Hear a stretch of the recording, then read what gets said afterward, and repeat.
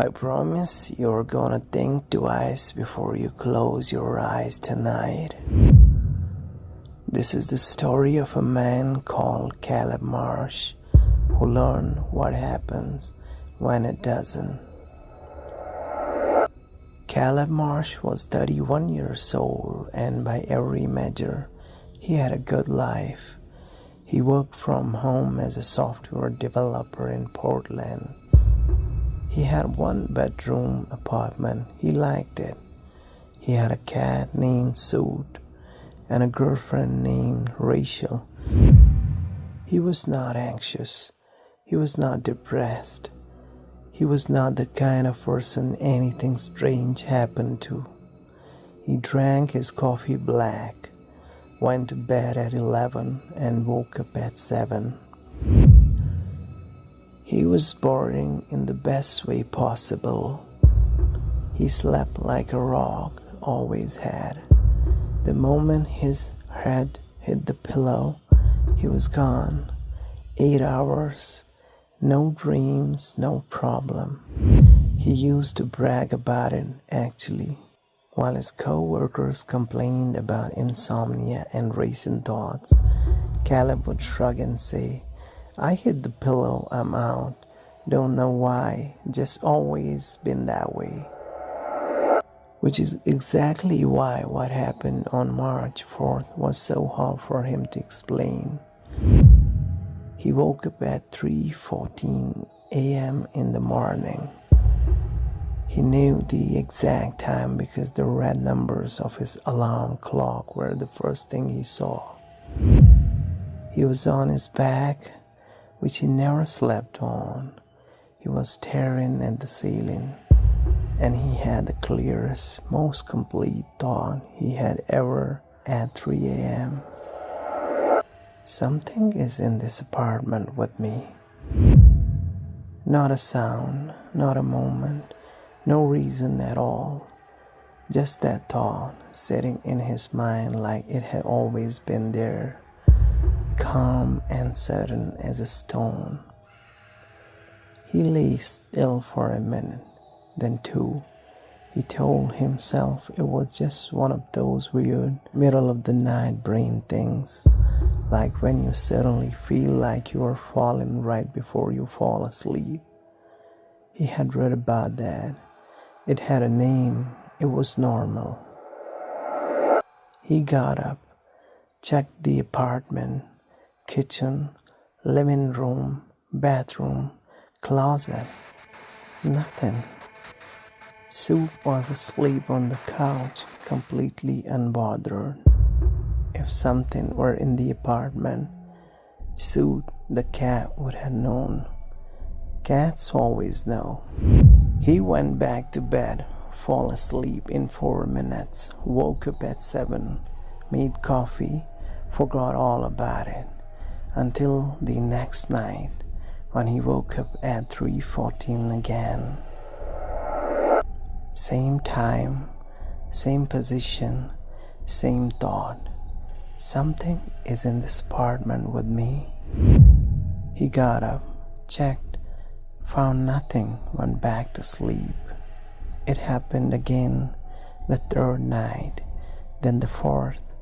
Every night at exactly 3:14 a.m., Caleb woke up, stared at the ceiling, had the same thought, got up, found nothing, and went back to sleep.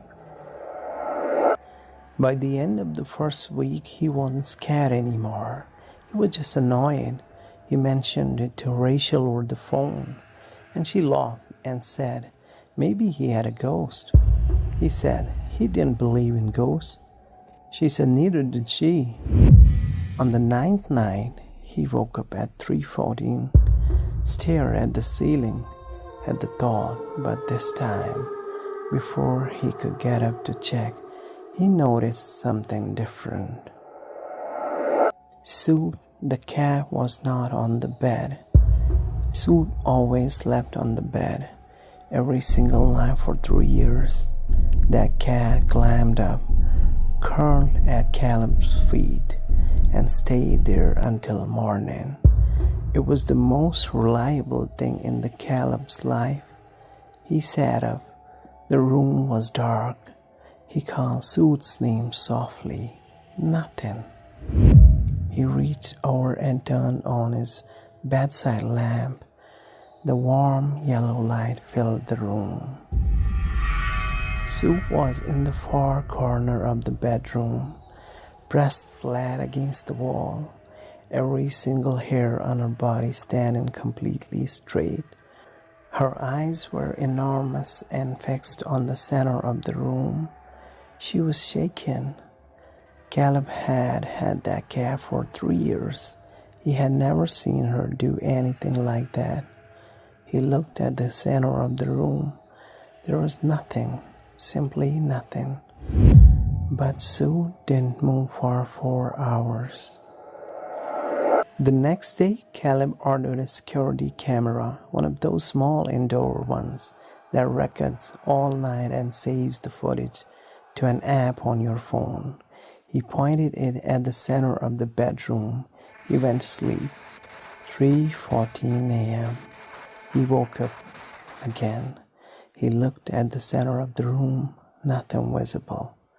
Sue was at the foot of the bed, but she was awake and watchful, not sleeping like normal. He checked his phone. The camera was recording. He went back to sleep. In the morning, he watched the footage with his coffee, fast-forwarded through the night. Dark room, sleeping man, cat on the bed. At exactly 3:13 on that timestamp, Sue lifted her head from the foot of the bed. Her ears went flat. She stood up and back to the wall, the same way she had the night before. At 3:14, Caleb woke up and stared at the ceiling. For the next 6 minutes, nothing moved in the room except Caleb sitting up, looking around, and eventually lying back down. Sue stayed pressed against the wall. Then at 3:20, Caleb watched the footage and felt a slow, strange cold move through his whole body. In the footage at 3:20, Caleb was lying still in the bed, apparently asleep. The room was quiet. Nothing was moving. And then, on the right side of the bed, Caleb's side, the mattress visibly compressed. Not much, just a small dip, like something light had sat down next to him, like someone had perched on the edge of the bed and was leaning slightly over him. There was nothing there, but the mattress stayed dipped for 11 seconds, and then it came back up, and Sue slowly crept back to the foot of the bed, and the room was normal again. Caleb watched that 11-second clip 4 times. Then he called Rachel. His voice was completely steady when he told her what he had seen. That frightened him more than anything. He should have been panicking. Instead, he felt very calm, very clear-headed, like some part of him had already known. Rachel drove over that same morning. That night, Rachel slept over for the first time in 3 weeks. She slept on the Caleb side, the left side. She was asleep by midnight. At 3:20 a.m., Caleb woke up to the sound of Rachel screaming. Rachel was sitting straight up in the bed, both hands pressed to her face. He grabbed her shoulder and she screamed again. Before she realized where she was, he turned the lamp on. She was shaken badly. He asked her what happened. She took a long time to answer. When she finally did, she didn't look at him. She said, "I woke up and you were standing over me, right over my face, leaning down and looking at me. I thought it was you." So I started to reach up, and then I saw your arm was on the other side of me. You were asleep right next to me with your arm touching my arm, but something was still leaning over my face. And then I looked at it, really looked at it, and it looked back at me, and it had a face, Caleb. It had your face, but the eyes were wrong. The eyes were completely white, and it was smiling. Caleb had nothing to say. He held her while she shook. She checked the camera footage. At 3:20 on the timestamp, Rachel sat up and screamed. The camera showed nothing, just the dark room, the sleeping man, the screaming woman. Whatever was in that room didn't show up on the camera. Rachel left the next morning. She didn't say she was leaving for good. She just said she needed a few days. She kissed him quickly. She didn't look back at the apartment door when she left. He noticed that, the way she just kept walking without a single glance back, like she was afraid of what she might see if she turned around. She called him that night. She said she had been thinking about what she saw. She said she thought it was a very vivid sleep paralysis hallucination. She was clearly trying hard to sound certain. There was a long silence, and then she said quietly, "Caleb, don't sleep in that room anymore." Caleb said okay, he meant it. That night he slept on the couch. At 3:14, he woke up again and stared at the ceiling of the living room. The thought came back instantly, different now and worse. It doesn't matter where I sleep. Caleb was not someone who scared easily. He was strong. He made lists. He debugged things. So he debugged this. He saw his doctor, described the sleep disruptions, the exact timing, the recurring thought on waking. The doctor referred him to a sleep clinic. 2 weeks later, Caleb spent a night in the lab with wires attached to his scalp, chest, and legs while technicians monitored his brain activity from a room next door. He slept fine, or so he thought. The sleep doctor called him in for a follow-up 3 days later. The doctor was calm, professional woman in her 50s. She had a way of delivering difficult information in a completely neutral voice that was actually more frightening than if she had looked concerned. She said that Caleb's sleep was abnormal in one specific and unusual way. Normal people cycle through sleep stages throughout the night. Light sleep, deep sleep, REM, the dream stage, and back again. 4 or 5 cycles a night. But Caleb didn't enter REM sleep, not once the entire night. He went from light sleep directly to deep sleep and stayed there. 8 hours of deep, dreamless unconsciousness every night his whole life. The doctor said this was extremely rare. She said they didn't fully understand it. She said most of the people with this pattern reported feeling well rested and had no noticeable issues. She said she would like to do more testing. But then she said something that Caleb didn't fully understand at the time. She said it in that same calm, neutral voice, the way you might mention something mildly interesting in a research paper. She said, "It means your brain may sometimes have difficulty knowing when you have woken up." Caleb drove home in silence. He sat in his parked car for 20 minutes. He didn't go inside because the thought had arrived in his head, a quite terrible thought. He turned it over and over, looking for the flaw in it. He couldn't find one. If his brain couldn't confront reality when he woke up, how many times had he woken up and thought everything was normal and been wrong? He started testing himself. He had read about it online. These are called the reality checks. The little tests you run to verify what you are experiencing is real.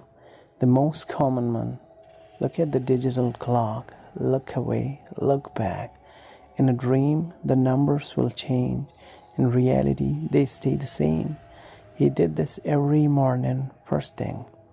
For 2 weeks, the numbers stayed the same. He relaxed a little.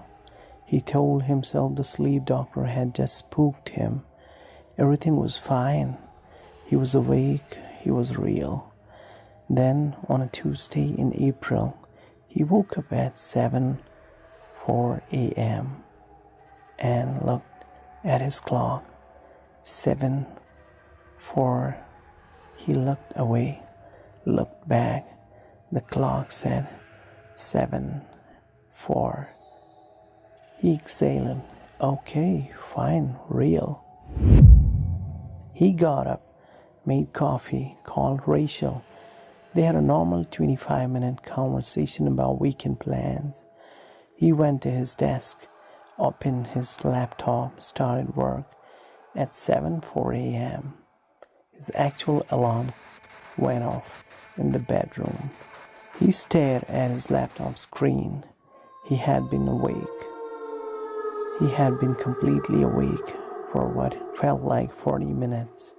The coffee mug in his hand was warm. He could feel it.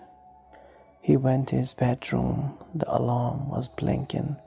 7:04 a.m. He turned it off. He looked at his phone.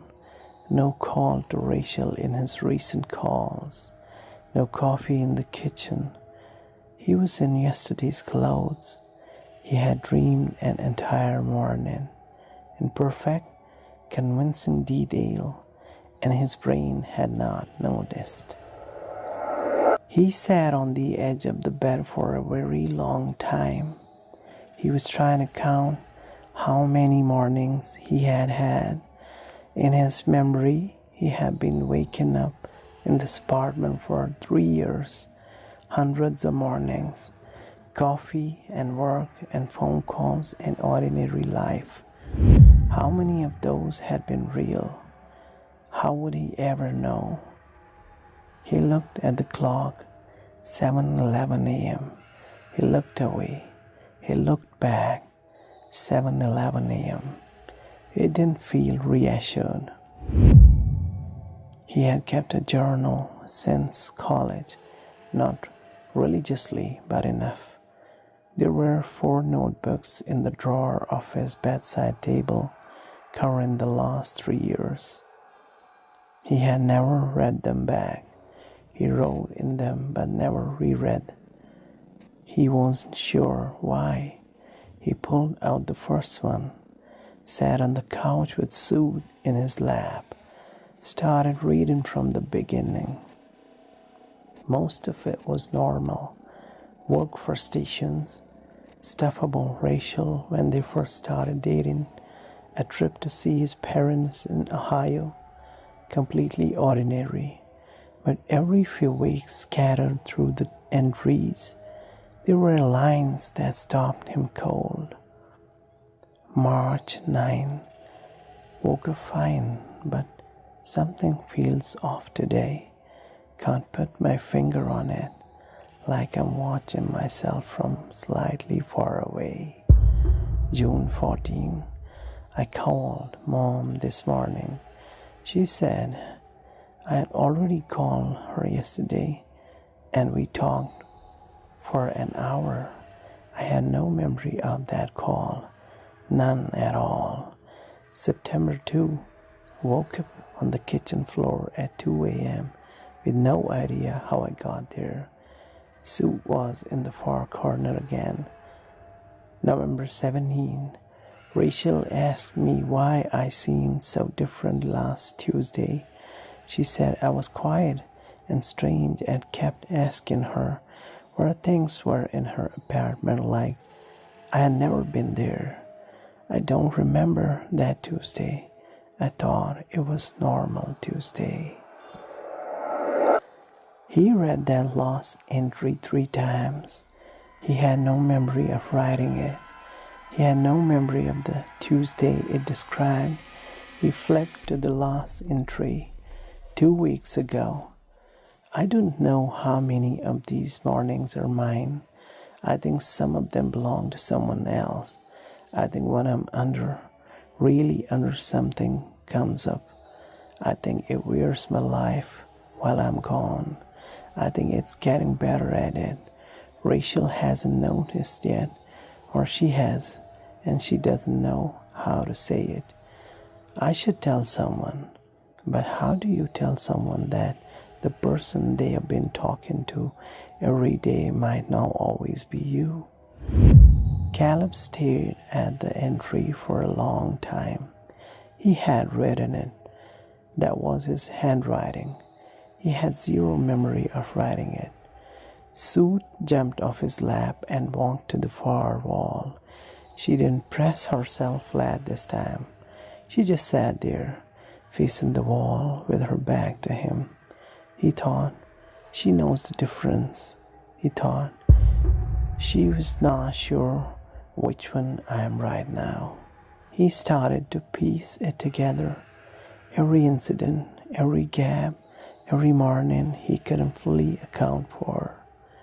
There was a version of his life that he remembered living, and then there were these holes, these blank Tuesdays, these phone calls he hadn't made, these moments where the people around him reported a version of Caleb that didn't match his own memory. He began to believe, and he was rational enough to know how this sounded, that something was using his body when he was in deep sleep, not a ghost, not a demon, something more disturbing than that, something that was him, or close enough to him that nobody had ever caught it, something that knew how to make coffee, how to answer his emails, how to kiss Rachel in the morning and say the right things, something that had been living his life in pieces every time Caleb went under. He thought about the dip in the mattress, something sitting beside him while he slept, and then the image that Rachel had described. His face has exact the same face that Caleb has, but the eyes completely white and smiling. What if she had been looking at what came up out of him when he went down? He called his parents and asked them as casually as he could whether he had been different lately. His mother said no, same old Caleb. His father said actually, now that he mentioned it, he had seemed very chipper on his last visit. Not like yourself, honestly. More confident, kind of slick. I figured you were just in a good mood. He hadn't visited his parents in 4 months. He was sure of that. He was sure of very little else. He stopped sleeping, or tried to. He drank coffee all night and paced the apartment and kept the lights on full brightness. He made it 40 hours before his body just shut off. He was mid-sentence in a work meeting on his laptop, and then he was waking up on the floor with his cheek on the carpet, and 4 hours had passed. He looked at his laptop. The work meeting window has closed. In his email, there was a sent message to his entire team saying that he had to step away for a family emergency and would be back tomorrow. The email was warm, detailed, perfectly written. It sounded exactly like him. But he hadn't written it. He looked at the sent timestamp. It had been sent 40 seconds after he lost consciousness. 40 seconds. That's how fast it came up. The moment he went under, 40 seconds later, he was already at his laptop, writing his emails, living his life, covering its tracks. He called Rachel that night and told her everything, all of it. The journal entries, the sleep study, the lost Tuesdays, the email. He talked for almost an hour. She was completely silent through most of it. When he finished, she said very quietly, "Caleb, the night I slept over, you know how you said you didn't wake up until I screamed?" He said, "Yes." She said, "Before I screamed, I was already awake, and that thing, whatever was leaning over me, it wasn't looking at me, it was looking at the bedroom door. And right before I screamed, I put one finger to its lips, like it was telling me to be quiet, so I wouldn't wake you up." It had known Caleb was there. It had known he was asleep. And it had known that if Rachel screamed, he would wake up and it would have to go back down. It was protecting its own time in his body. It didn't want to be interrupted. 2 days later, Caleb found a note in his kitchen table, written on a torn piece of notebook paper in his own handwriting, left sometime in the night. He had been awake all night. He was certain of that. He had not written a note. He stood at the kitchen table in the morning light and read it. It was short, 4 lines, just 4 lines. "You are making this harder than it needs to be. We have always shared this. You just didn't know. Go to sleep, Caleb. I'll take care of everything." Caleb photographed the note. He sent it to Rachel. She called him immediately. She said she was coming over. He said no. He said he needed to think. He sat at the kitchen table for 3 hours. Sue came and sat next to him, which she hadn't done in weeks. He took that as a good sign. He was the real one right now. The cat knew. He thought about what the note said. "We have always shared this." Since when? Since birth. His whole life. Those 8 hours of total darkness had something else been awake inside them, living some other life, somewhere in the hours that Caleb was gone. And now the Caleb was staying awake, trying to keep it down. It was getting impatient. It was making mistakes, leaving notes, getting sloppy. Or maybe it wasn't a mistake at all. Maybe the note was a warning. Because without sleep, Caleb's body would break down, his mind would break down, and eventually, no matter what he did, he would go under. He couldn't sleep it forever. Nobody could. And when that happened, it would come back into his apartment, into his life, into his face. And this time, it had made clear it wasn't planning on sharing anymore. On May 3rd, Caleb Marsh called his mother at 11 p.m. His mother later told investigators that he sounded completely normal. He asked about her garden. He said he was tired. She told him to get some rest. He said he would. He said he loved her. He hung up. Neighbors reported that all the lights in his apartment were on until approximately 1 a.m. Then they went off, one by one. Rachel texted him at 8 a.m. the next morning. He responded quickly. He said he felt great. He said he had slept really well. He said whatever had been going on seemed to have sorted itself out. He used the word sorted, which Rachel later noted was not a word Caleb ever used. She drove over. She opened the door. He was smiling. He had made coffee. He was wearing clean clothes and had clearly showered. He looked rested and cheerful.